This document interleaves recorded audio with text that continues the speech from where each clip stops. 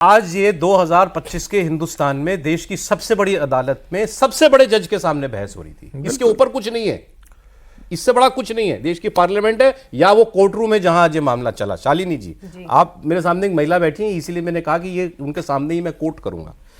अदालत के अंदर कहा गया कि ये जो आप वक्फ अल औलाद में जो प्रोविजन आपने किया है कि एक घर की बेटी का हिस्सा उसको मिले, ये जो नया कानून पास हुआ है वो ये सुनिश्चित करता है कि आप ये जायदाद वक्फ करने से पहले इसका हिस्सा इसको दे दीजिए, पहले ये बेटी का हिस्सा इसको मिलना चाहिए, राइट है इसका, ये कानून सुनिश्चित करता है। तो कपिल सिब्बल ने दलील दी। हु आर यू टू से दिस? आप सरकार मुझे कैसे कह सकती है कि मैं अपनी बेटी को वसीयत में उसका हिस्सा दूं? आप मुझे एक बात बताइए, बहुत नहीं कॉन्ट्रडिक्टरी कह सकते कि कानून लागू करो।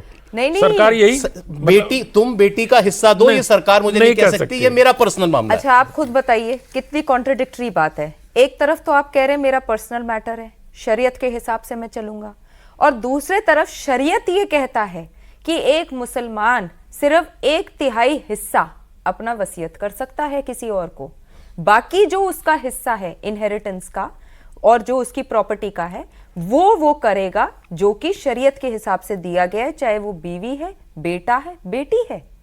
आप ये देखिए, शरीयत ये कह रहा है, हम ये नहीं कह रहे हैं कि हमारे देश का कानून ये कह रहा है, शरीयत ये कहता है।